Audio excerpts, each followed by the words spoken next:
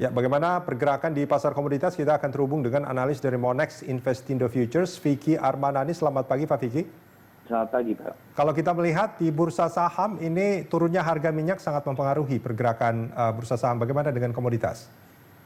Betul, Pak. Ini akibat harga minyak sempat turun ke level negatif untuk kontrak bulan Mei, membuat panik di pasar, membuat investor tidak minat kepada aset risiko dan dampak untuk komoditi menurun gitu ya. Tapi bahkan kalau kita lihat beberapa minggu ini masih dekat-dekat level $1.700 dan yang prospek positif hanya emas pada saat ini dibandingin komoditi yang lainnya. Oke. Selain emas apalagi Pak yang cukup menarik? Sebenarnya sekarang yang lagi menarik itu adalah investasi aman safe haven seperti US dollar, Swiss franc, emas. Yang paling terdampak itu komoditas minyak ya, sekarang. Oke. Jadi kan dengan situasi seperti ini, tetap ada peluang sebetulnya bagi mereka yang ingin investasi di komoditas. Ada beberapa yang mungkin menjadi pilihan tadi menurut Pak Vicky ya?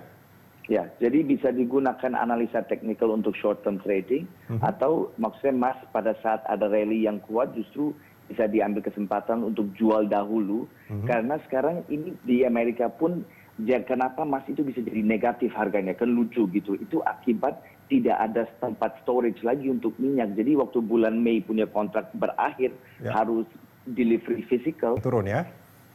Ya, permintaan minyak turun karena coronavirus dan juga supply itu meningkat dari Saudi Arabia, Rusia, OPEC. Jadi dua-duanya supply juga naik, demand juga menurun. Jadi itu dampak sangat negatif terhadap harga minyak. Tadi koreksi kalau saya salah, Anda merekomendasikan jika untuk transaksi komoditas ini hanya untuk jangka pendek atau short term? Untuk short term pada saat ini, karena sekarang banyak ketidakpastian, market kadang-kadang bisa gap juga dengan pasar bergerak seperti ini. Jadi baiknya kalau menggunakan analisa trading dengan trading momentum contohnya gitu, bisa short term trading. Tapi kalau emas itu komoditas seperti Olain, ini seperti apa kondisinya Pak? Kalau misalnya produk-produk seperti olin, kopi atau produk yang lain, yang jadi masalah itu sekarang adalah karena virus itu fungsi produk-produk komoditi mau bahkan emas juga gitu. Masalah di delivery-nya jadi ada hambatan, jadi susah. Bahkan di Switzerland aja pernah 3 refinery yang produksi emas nutup gitu. Jadi akibat itu bisa ini kita akan memasuki bulan Ramadan. Apakah ini akan menjadi satu pertimbangan tersendiri untuk komoditas tertentu, Pak Vicky? Ya, karena masalah virus itu kan kita dalam susah dengan kondisi virus ini. Jadi saya lihat dampaknya tetap negatif sih maupun Lebaran. Mungkin yang hanya yang positif saya bisa lihat komoditi itu adalah harga emas gitu. Karena orang itu membeli emas sebagai investasi safe haven gitu.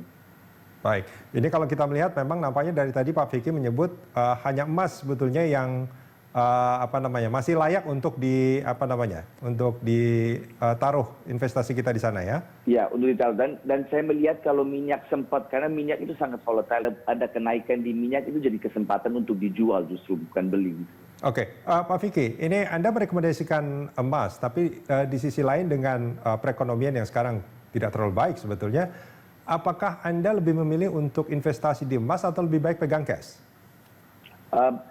Saya akan mungkin pilih dua-duanya ya. Jadi jadi orang bilang cash is king. Pada saat ini cash is king. Tapi gold juga menarik untuk dapat recovery atau untuk dapat maksudnya kenaikan di produk, dapat profit dari kenaikan emas pada saat ini karena bukan cuma central. Pak Vicky atas informasinya pemirsa, analis dari Monex Investindo Futures Vicky Armanani.